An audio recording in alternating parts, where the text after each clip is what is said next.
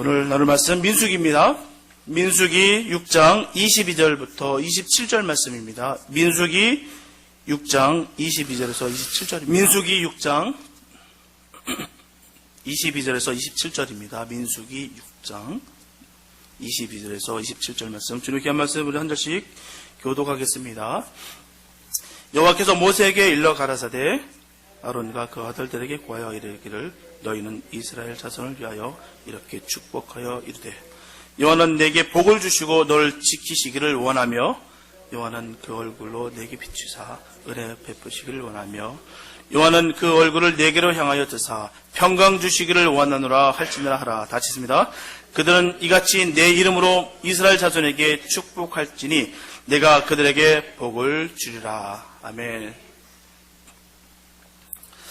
오늘 보면은 여호와께서 모세를 통하여 아론과 그 아들들에게 이르신 말씀입니다.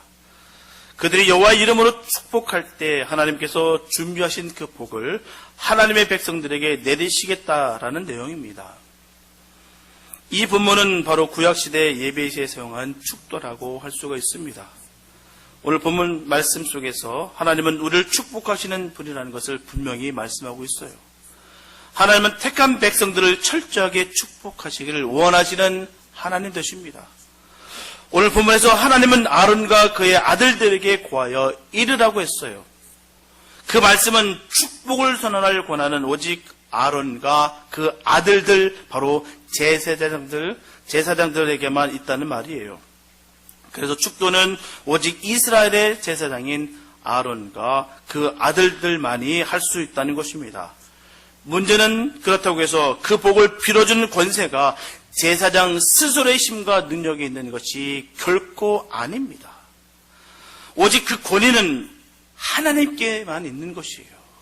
그 복이 시작된 것은 바로 하나님 되십니다.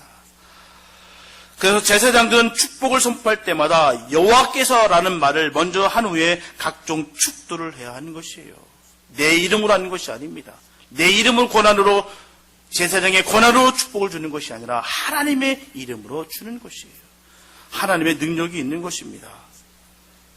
하지만 우리가 분명하게 기억해야 되는 것은 베드로전서 2장 9절에서 말씀하고 있듯이 오직 너희는 택하신 족속이요 왕같은 제사장들이요 라고 말씀하고 있는 것입니다. 그렇기 때문에 우리가 축복의 말을 한다는 것은 평신도를 제외한 목회자의 목만이 아니라는 것이에요. 로마서 12장 14절에 보게 되면 너희를 핍박하는 자를 축복하라, 축복하고 저주하지 말라라고 했습니다. 누가복음 6장 28절에서는 전합니다. 너희를 저주하는 자를 위하여 축복하며 너희를 모욕하는 자를 위하여 기도하라고 말씀하고 있어요. 하나님의 자녀라면 그가 바로 택하신 족속이요 왕같은 제사장입니다. 그러므로 하나님의 사람이라면 누군가를 저주하는 것이 아니라 바로 축복의 말을 해야 되는 것입니다. 사람들은 누구나 축복받기를 좋아해요. 그래서 어떠한 희생과 노력이 따른다 할지라도 그 복을 받기를 너무너무 원한다는 겁니다. 그런 복을 받기를 갈망하는 마음 때문에 어떤 사람들은 깊은 산속에 있는 기도원일지라도 그 험한 길을 마다하지 않고 주님을 만나 복 받기를 원하는 마음으로 그 험한 곳을 오른다는 겁니다. 힘들고 고행일지라도 그곳을 간다는 것이에요. 하지만 이제 우리가 기억해야 되는 것은 우리가 아무리 정성을 가지고 산을 오르고 꼭 받겠다는 각오를 가진다 할지라도 그 복의 근원이 누구시며 또한 참으로 복을 받기 위해서는 어떻게 해야 되는지를 우리가 반드시 알아야 된다는 것이에요. 누가 주시며 어떻게 하면 복을 받을 수 있는가를 우리가 반드시 알아야 될 줄 믿습니다. 이것을 알지 못하면 기복신앙이 빠져버립니다. 단순히 복만 받으면 다 된다고 생각해요. 수단과 방법을 가리지 않고 복만 받으면 된다라고 여길 때가 있는 것입니다. 그래서 헛된 것을 찾아 복을 비는 어리석음을 범한다는 것이에요. 그러므로 우리가 반드시 기억해야 되는 것은 오직 하나님께서 복의 근원 되신다는 것입니다. 하나님과의 관계가 바르게 회복되어야만 성도는 참으로 복을 받으며 그 복 가운데 평강할 수가 있습니다. 오늘 본문에서 하나님께서는 말씀하시기를 내가 그들에게 복을 주리라고 하셨어요. 이처럼 하나님께서 복의 근원이십니다. 하지만 하나님은 우리들이 이웃을 축복할 때 비로소 그 축복을 주신다는 것이에요. 분명하게 저와 여러분들은 왕같은 제사장들이기 때문에 저와 여러분들을 통해서 우리 주변에 있는 사람들에게 축복하시길 원하십니다. 다시 말씀드리면 우리들이 축복의 통로가 되어야 된다는 것이에요. 하나님은 우리와 함께하는 모든 사람들이 서로가 서로를 축복하여서 함께 축복의 공동체를 이루기를 너무나도 바라십니다. 이게 하나님 뜻이세요. 하나님의 자녀로서 남을 저어주는 사람이 되어서는 절대로 안 됩니다. 그 이유는 하나님은 우리들에게 복 주시기를 간절히 원하시기 때문이에요. 오늘 본문에서도 보면 하나님은 우리들에게 원하노라라고 말씀하고 있어요. 얼마나 복을 주시기 원하시면요, 원하노라라고 말씀하고 있는 것이에요. 그냥 주시기 원하는 것이 아니라 정말 원하신다는 사실입니다. 그래서 하나님의 자녀된 우리도 주님이 원하시는 그 축복의 말들을 해야 될 줄 믿습니다. 예수님의 전 생애를 살펴보게 된다면 항상 주님은 우리를 축복하셨어요. 그리고 예수님의 사역도 우리를 축복하시기 위함이었습니다. 예수님은 각색 병든 자들 다 고치시고요, 귀신 들린 자들을 해방하시고 슬픔과 고난과 핍박받는 자에게 기쁨을 주셨습니다. 우리 주님의 사역이에요. 분명 예수님의 모든 사역은 우리를 축복하기 위한 사역이었습니다. 예수님께서 십자가에서 죽으신 것도, 부활하신 것도, 승천하신 것도 결국 우리를 축복하시기 위함이었습니다. 그러므로 저와 여러분들은 축복 주시기를 원하시는 예수님을 닮아 가시기 바랍니다. 마음이 늘 예수님의 축복으로 가득하여서 축복의 말을 많이 하시기 바랍니다. 지금 있는 그곳에서부터 열방에 이르기까지 축복만 하시기 바랍니다. 이처럼 축복할 때 먼저 그 축복을 받아 누리시기를 예수님의 이름으로 축복합니다. 첫째, 교회와 성도를 우리 축복해야 된다는 것입니다. 재물에 대한 인식과 개념은요, 개개마다 다 다릅니다. 똑같지 않아요. 돈의 개념, 의미 다 다릅니다. 어떤 분들은요, 모으는 것을 참으로 기뻐하시는 분이 있습니다. 통장이 쌓일 때마다 너무 기뻐요. 쌓일 때마다 쓰는 것이 아니라 더 모으려고 애씁니다. 움켜쥡니다. 근데 어떤 분들은요, 쌓이는 것보다는 쓰는 걸 너무너무 기뻐하시는 분들이 있으세요. 그러나 분명한 것은요, 아무리 많은 것을 가졌다 할지라도 나눠줄 줄 모르는 사람은 가난한 사람입니다. 반면에 가진 것이 없다 할지라도 남에게 나눠줄 줄 아는 사람이야말로 진정한 풍요로운 사람이에요. 그렇다고 해서 우리가 빚을 내면서까지 도우란 말은 결코 아닙니다. 있는 것을 기쁜 마음으로 나누는 것이에요. 어떤 분은 정말 논밭 다 팔고 크레딧 카드 긁어가면서 했다고요. 나중에 남는 게 없다고 해서 번아웃 되신 분들 얼마나 많은지 모릅니다. 있는 걸 갖고 드리는 것이지, 나누는 것이지, 없는 걸 갖고 하라는 말씀 주님께서 한 번도 하신 적이 없습니다. 성경을 보십시오. 빚을 내서 하라는 약속 한 번도 얘기한 적이 없어요. 유효한 것을 주라고 했죠. 성경을 전하기를 이웃을 위해서 무엇인가 나눠주는 우리가 될 때 그것이 바로 우리에게 축복이라 말씀하고 있습니다. 바로 주는 것이 받는 것보다 복이 있다는 것이에요. 그 이유는요, 누군가에게 내가 줄 수 있다는 것은 내가 가지고 있다는 뜻입니다. 내가 없는데 뭘 줍니까? 초대교회도 마찬가지예요. 통용하는 삶을 살았습니다.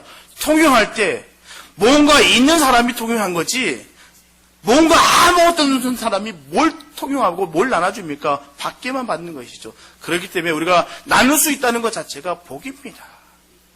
그래서 많이 나눠줄 수 있도록 많이 복받으시길 바랍니다. 복이 임하시길 바랍니다. 나눠주는 건 나눠줄수록 더 풍성으로 채워주시는 그 복이 임하기를 축복합니다. 바로 주는 것이 받는 것이 복이 때다라고 분명히 말씀하고 있어요. 그러므로 나눠줄 수 있는 복을 꼭 받으시기 바랍니다. 그래서 받은 복을 자신 혼자만 위해서 움켜쥐는 자보다 베푸는 자가 되어서 진정으로 복된 자가 되시기를 예수님의 이름으로 축복합니다. 예수님께서는 마태복음 10장 41절과 42절에서 말씀하시기를 선지자의 이름으로 선지자를 영접하는 자는 선지자의 상을 받을 것이요 의인의 이름으로 의인을 영접하는 자는 의인의 상을 받을 것이요. 또 누구든지 제자의 이름으로 이 소자 중 하나에게 냉수 한 그릇이라도 주는 자는 내가 진실로 너에게 이르노니 그 사람이 결탄코 상을 잃지 아니하리라. 이처럼 어린아이에게 냉수 한 그릇 주는 것은요, 큰 게 아닙니다. 번듯한 게 아니에요. 큰 돈이 필요한 것도 아니고요, 큰 희생이 필요한 것도 아닙니다. 작은 것이에요. 작은 것입니다. 그래도 불구하고 하나님께서는 이러한 사소한 베품도 결코 내가 잊지 않냐고 꼭 기억하겠다라고 말씀하시는 것입니다. 분명하게 예수님께서 이 땅에 오시는 것은요, 섬김을 받기 위함이 아니라 도리어 섬기라고 자기 목숨을 많은 사람의 대속물로 주시러 이 땅에 오시는 것입니다. 그렇기 때문에 저와 여러분들도 이웃에게 그리스도의 사랑을 실천하시기 바랍니다. 그로 인해서 하나님께서는 하나님의 말씀을 믿고 따르는 백성들에게 복 주시기를 원하십니다. 본문 24절과 25절 말씀 보게 되면 여호와는 내게 복을 주시고 너를 지키시기를 원하며 여호와는 그 얼굴로 내게 비추사 은혜 베푸시기를 원하며 라고 말씀하고 있어요. 이처럼 우리가 복을 받기를 진심으로 간절히 바라는 것보다 하나님께서 더 그렇게 되기를 간절히 원하신다는 것입니다. 그게 하나님의 뜻이세요. 우리가 정말 복을 받기 원합니다. 채워주시옵소서라고 간절히 기도할 때 간절한 그 바람보다도 주님께서 주시기를 더욱더 원하신다는 사실입니다. 문제는 우리가 받을 그릇이 안 된다는 사실이에요. 그게 안타까운 겁니다. 주님이 날 왜 안 주실까를 애석하게 생각지 마시고 내가 그릇이 안 됐다라고 생각하시고 내 가슴을 치시기 바랍니다. 우리 주님께서는요, 주시기를 넉넉히 후히 꾹꾹 눌러주시기를 바라시는 분이 우리 주님이십니다. 근데 우리가 그릇이 종직이에요. 우리가 그릇이 작습니다. 그래서 못 받는 것일 뿐이지 우리가 그릇이 크면 주님께서는 더 큰 것을 주신다는 사실입니다. 우리 주님께서 더 원하신다는 사실이에요. 오늘 본문에 보면 이스라엘 자손을 위하여 축복하고 이스라엘 자손에게 축복했다고 했습니다. 이스라엘 자손은 바로 오늘날 교회, 바로 믿음의 공동체를 말하는 것입니다. 이스라엘 자손이 어린 양의 피로 말미암아 출애굽한 것처럼 교회의 성도들은 예수의 피로 말미암아 구원을 받은 것이에요. 예수의 피가 아니면 구원받을 사람이 없습니다. 저와 여러분들은 예수의 보혈의 능력으로 예수의 피로 말미암아 우리가 구원받은 것이에요. 다른 그 어떤 것도 아닙니다.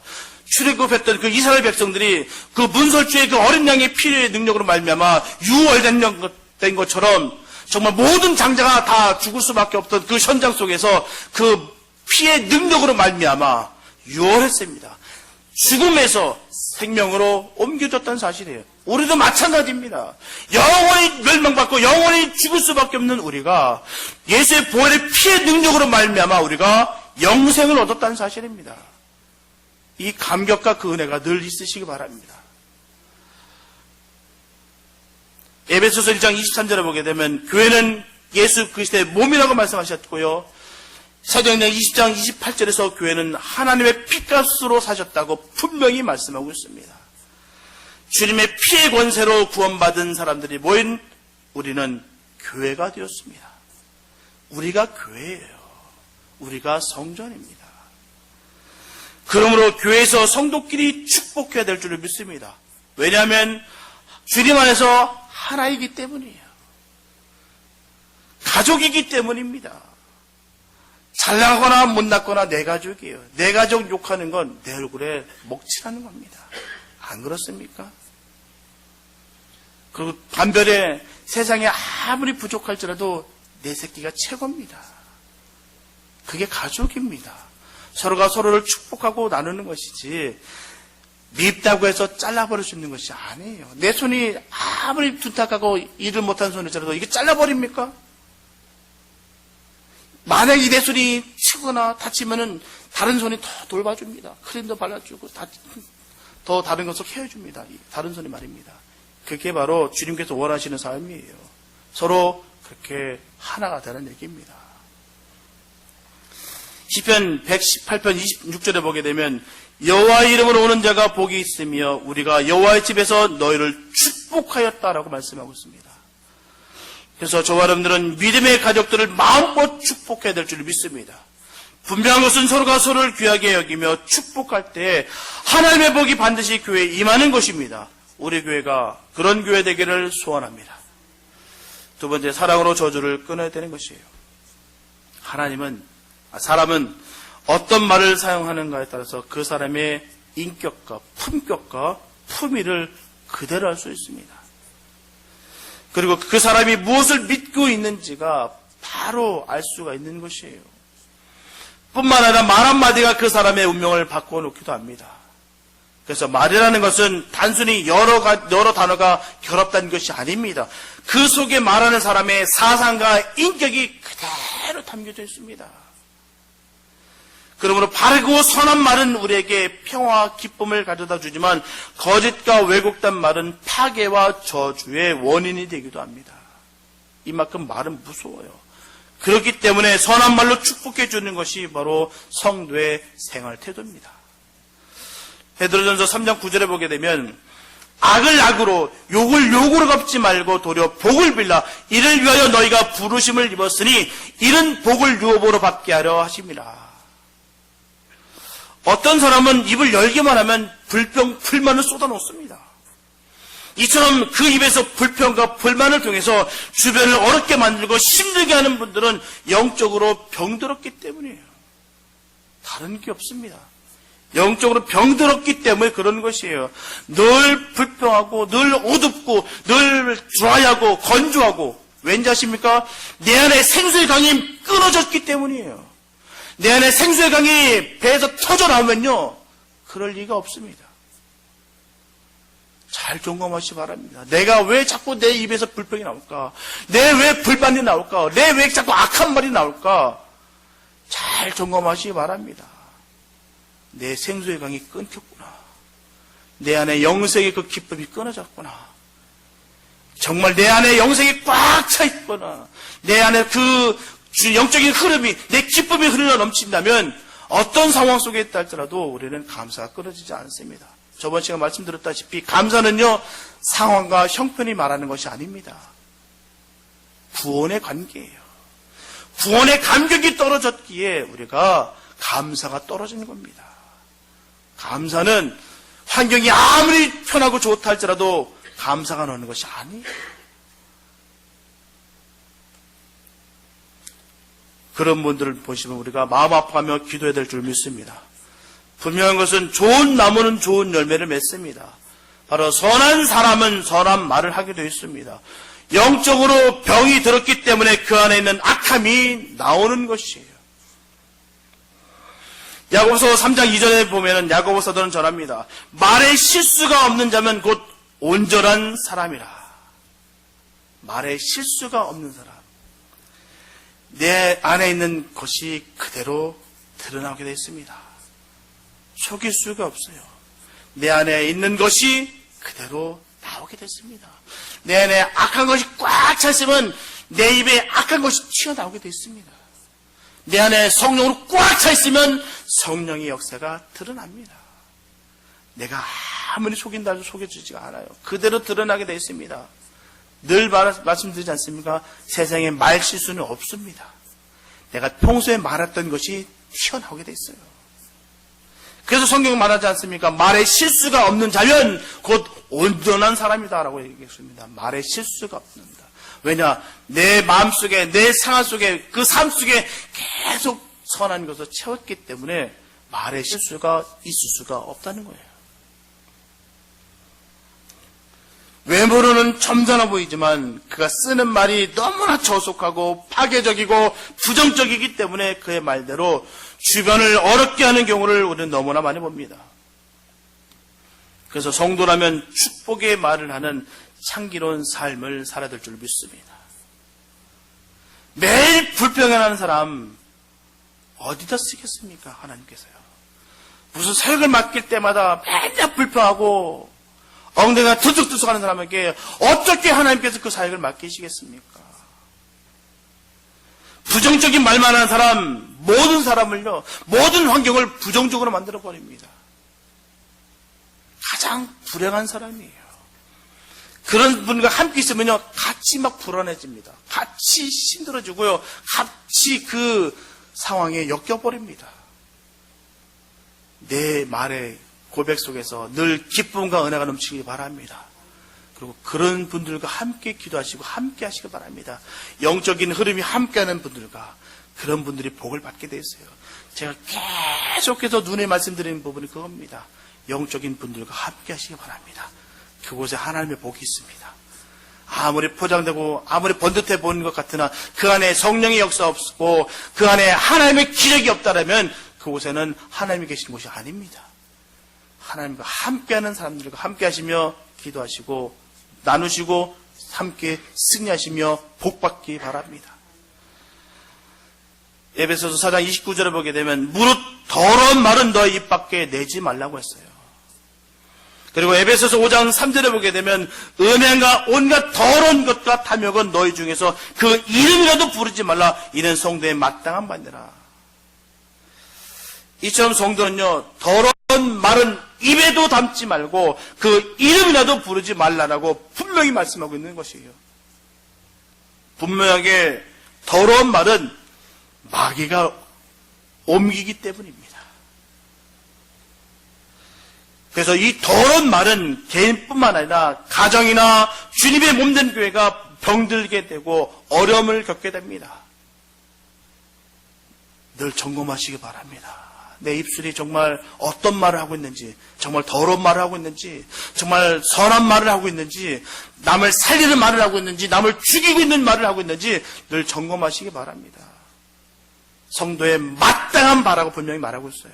더러운 말은 입 밖에도 내지 않는 것이 성도의 삶인 것이에요. 우리 모두 선한 말만 전하는 복된 주님의 자녀들이 되시기를 축복합니다. 민수기 14장 28절에서 하나님께서 말씀하시기를 너희 말이 내 귀에 들린 대로 내가 너에게 행하리니. 이렇게 하나님께서는 우리가 내뱉는 말을 들으시고 그 말 그대로 우리를 인도하십니다. 이게 얼마나 귀중한 말씀이고 얼마나 무서운 말인지 모릅니다. 내가 내 뱉은 말을요, 주님께서 그대로 행하신답니다. 너무나 기쁜 말이고 너무나 감사한 말인데도 불구하고요, 이 말은 굉장히 엄묘한 말씀이에요. 우리가 부정적인 것을 내가 얘기할 때 그대로 너가 부정적인 것을 내가 해줄게. 그 말입니다. 네가 정말 하나님만 해서 모든 것을 다 내어 맡기고 주님께 따르겠다고 선한 말을 할 때 내가 그대로 해주겠다. 이 말씀입니다.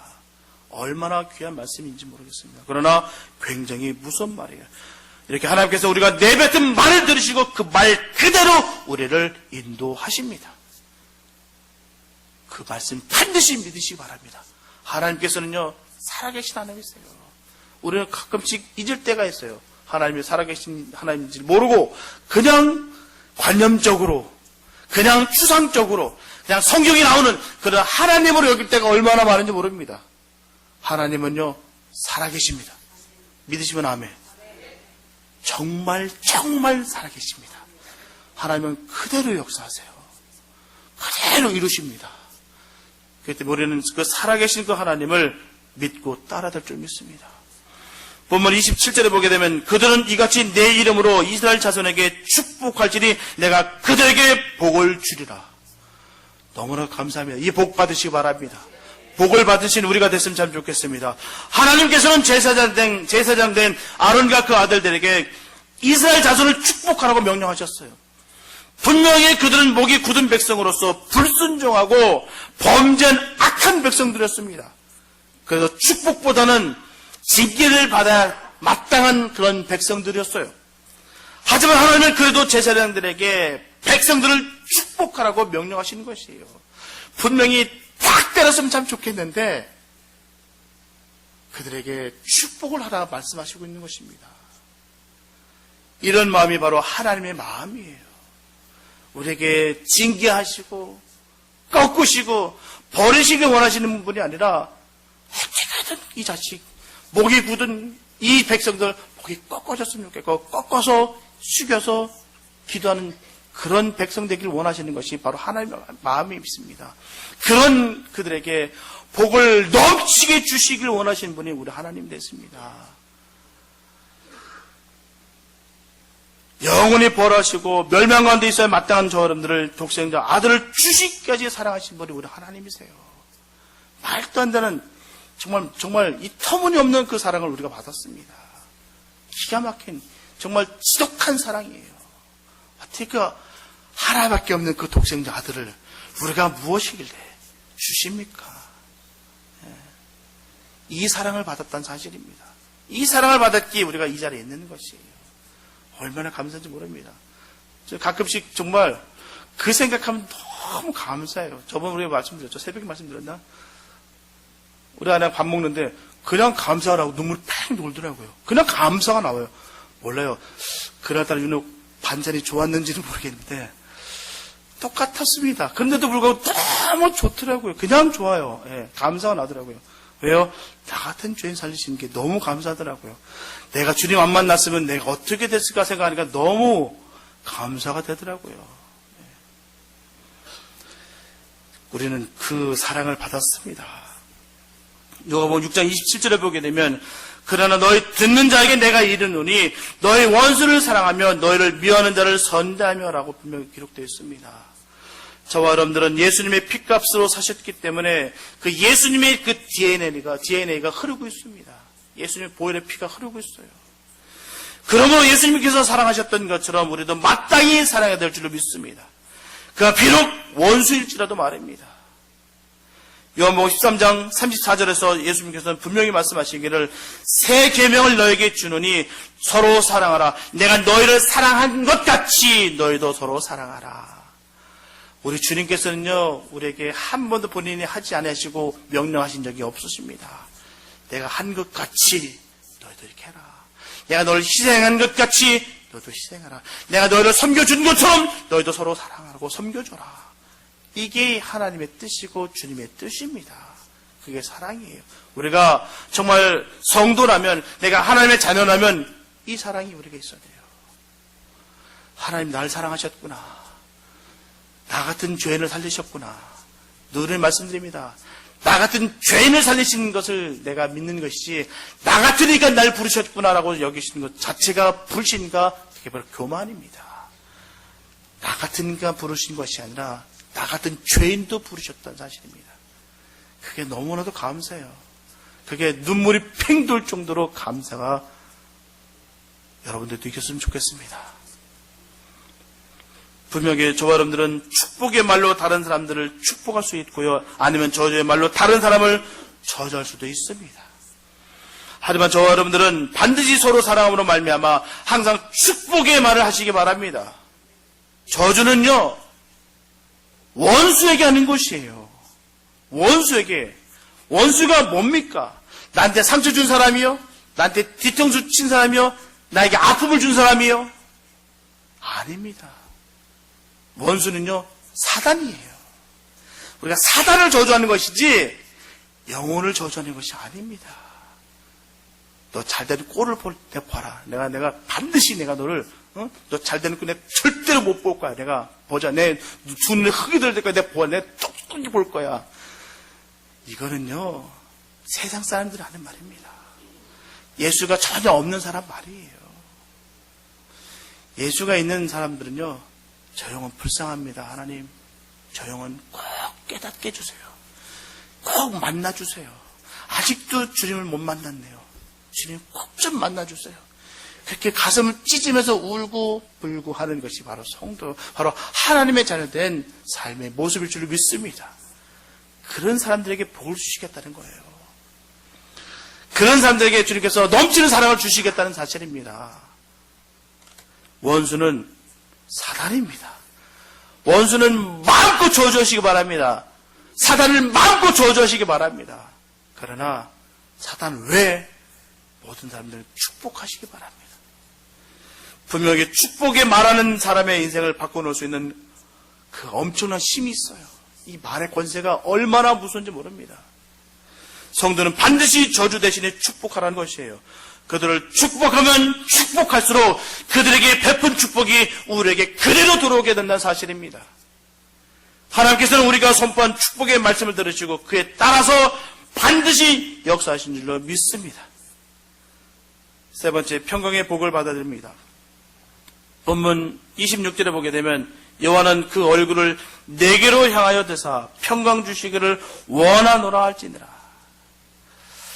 이처럼 하나님께서는 평강 주시기를 원하십니다. 구약 성서에서의 평강을 의미하는 샬롬은 단순히 전쟁이 없는 상태를 말하는 것이 아니에요. 행복과 건강과 환희가 넘치는 역동적인 상태를 말하는 것입니다.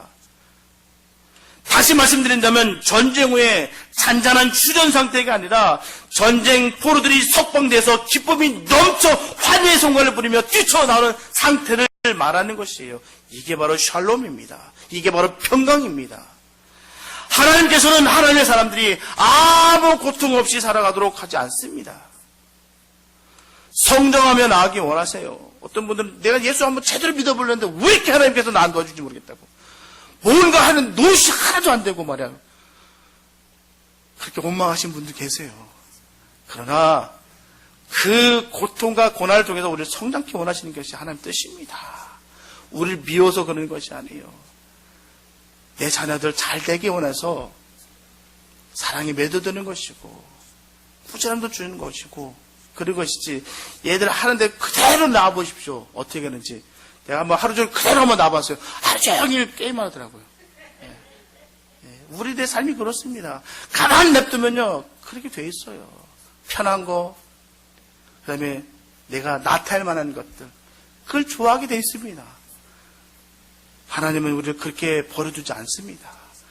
하나님의 자녀라면 더욱더 우리를 성장케 원하시고 더 성장통을 앓는 한이 있을지라도 더욱더 자라길 원하시는 분이 바로 하나님이십니다. 왜냐고요? 그 길이 복된 길이기 때문입니다. 분명한 것은 죄의 결과로 온 고통은 저주지만 성장하기 위해서 당하는 고통은 성장하는데 절대 필수적입니다. 성장통이 없이는 우리가 자랄 수가 없어요. 내가 평생 내 이런 꼴 내가 안 당했는데 내가 왜 이런 일을 당하냐고. 하나님은요, 그분을, 그 영혼을 사용하실 때 겪을 것 다 겪게 하신다며 쓰십니다. 슈퍼스타 없어요. 신앙은 대화가 없습니다. 한방 없습니다. 겪을 것 다 겪게 하시고, 깎을 것 다 깎게 하시고, 만날 것 다 만나고 해서 철저하게 빚이고 만들어서 주님을 사용하십니다. 성경을 보세요. 어느 누가 그냥 뽑아서 사용한 성경의 믿음의 영웅들이 있는지 보십시오. 저 한번 찾아주세요. 내가 못 찾았거든요. 한번 좀 찾아주세요. 그래서 내가 나중에 설교할 때 내가 실수하지 않게. 근데 저는 지금까지 한 번도 찾아보지 못했어요. 한 번도 못 봤습니다. 주님은요, 한 번에 뽑아서 안 씁니다. 쟤네들도요, 뽑으셔서 3년 동안 열심히 가꾸고 훈련시키고 가르쳤어요. 그런 다음에 나중에 성령을 주시고 그때서 비로소요 그들이 생명을 내놓는 순교의 자리까지 달려갈 수 있다는 사실입니다. 완벽한 거 아니었었어요. 예수님이 제대로 보십시오. 예수님이 딱 십자가에 돌아가시자마자 어땠습니까? 다 도망갔어요. 한 놈 남은 사람이 없습니다. 다 도망갔어요. 그렇게 예수님 따라다니고 살아계신 하나님이다. 그렇게 전했던 그들이 예수님께서 십자가에 딱 달려 돌아가시자마자 다 흩어졌습니다. 그 골방에 떠서 덜덜덜 떨고 있었어요. 그런데도 불구하고 주님은 찾아오셔서 숨을 내쉬며 성령을 받아라. 이게 주님의 사랑이시고요. 그 성령을 받았을 때 우리가 일할 수 있는 것입니다. 깎을 것 다 깎고 겪을 것 다 겪으신 다음에 사용하세요. 우리가 힘든다 어렵다 하지 마시기 바랍니다. 그만큼 내가 지금까지 편했구나. 내가 지금까지 정말 아무것도 내가 안 했구나. 그거 증거입니다. 정말 비로소 정말 주님께서 사용하시면요 다 겪게 하십니다. 별의별 걸 다 겪게 하세요. 우리를 성장케 원하신다는 사실입니다. 하나님 때로는 우리의 성장을 위해서 고통을 받을지라도 그 가운데 평강 누리는 그런 성숙한 사람이 되게 하신다는 것이에요. 세상은 수많은 사건과 사고로 우리에게 평강을 빼앗길 일들이 너무나도 많습니다. 그리고 이 세상이 주는 기쁨은 잠깐입니다. 예를 들면요, 좋은 명품을 가지면 너무나 행복할 것 같은데요, 내 것이 되는 딱 그 순간 금방 식상하게 됩니다. 희한합니다. 어쩌면 그렇게 될지 모르겠어요. 내 거가 딱 되는 순간 벌써 식상해요. 내 것이 되는 그 순간 소유할 때 얻는 그 기쁨보다는 그다음부터는 더욱더 식상한 게 더 커집니다. 잠깐이에요. 사람이 아무리 부유하게 산다고 할지라도 심령의 평안이 없다면 그것은 결국 고통 가운데 사는 것입니다.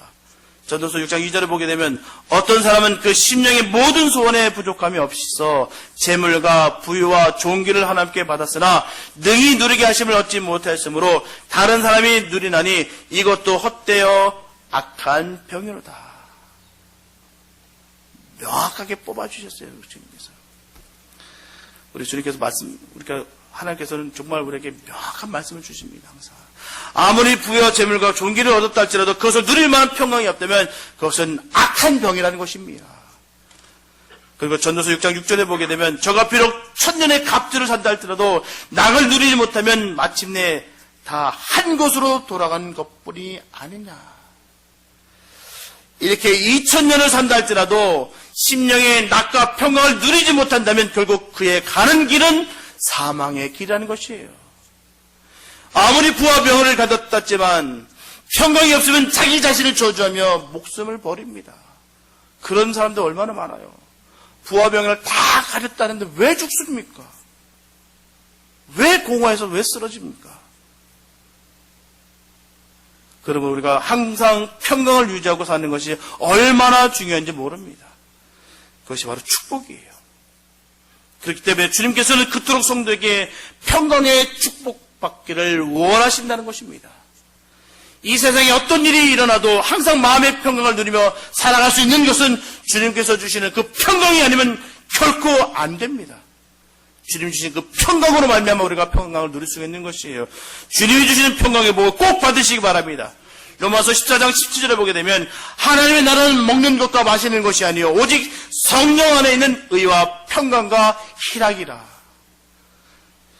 하나님의 나라는 거기 있는 것입니다. 하나님의 나라가 임하게 되면요 바로 성령 안에 있는 그 평강과 희락을 누릴 수 있는 것입니다.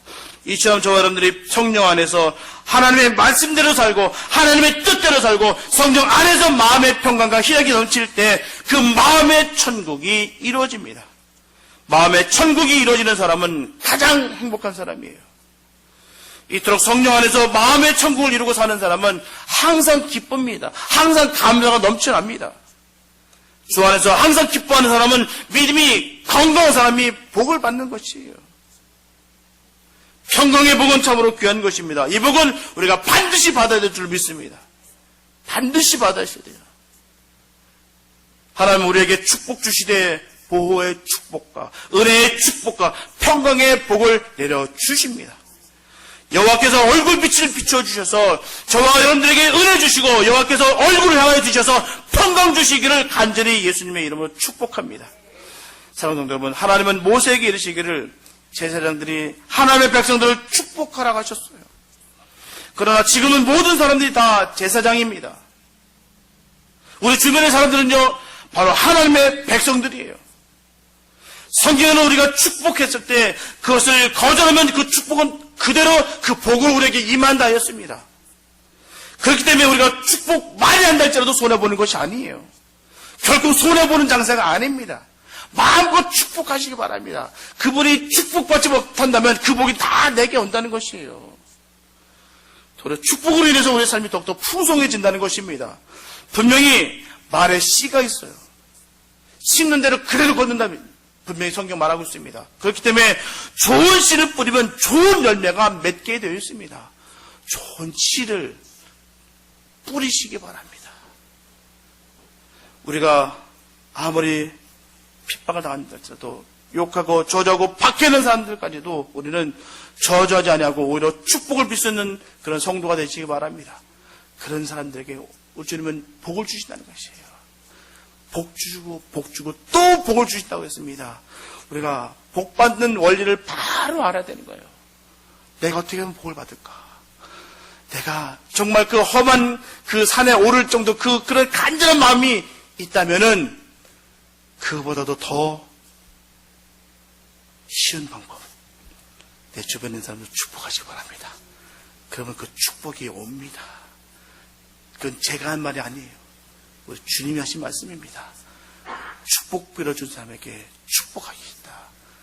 오늘도 너에게 축복하는 자를 내가 복 주겠다라고 말씀하셨습니다. 우리가 복 나눠준 축복의 통로가 되시기 바랍니다. 그래서 축복을 이웃에게 늘 빌어주면서 하나님의 은혜와 사랑을 나누는 저 여러분들 다시 되시길 바랍니다. 그로 인하여 그 복이 넘치게 받아 늘 복의 사람 다 되시기를 예수님의 이름으로 축원합니다. 기도합니다. 하나님 감사합니다. 아버지, 우리가 복을 받기를 원합니다. 늘 복 받기를 원한다 하면서 우리가 복 받는 방법을 늘 까먹고 잊어서 아버지 우리 마음대로 우리 생각대로 한 적이 얼마나 많은지 모릅니다. 내 입으로 복을 까먹고요. 내 행동으로 말미암아 상처를 줌으로 말미암아 그 복을 잃었습니다. 하나님 아버지, 우리가 늘 주님의 사람들을 축복하고 나누고 섬기는 삶을 살게 도와주시옵소서. 그로 인하여 우리가 손해보는 것이 아니라 주님께서 주시는 그 복을 받아 승리하는 우리가 되기를 원합니다. 주님, 복의 사람이 되게 하여 주시옵소서.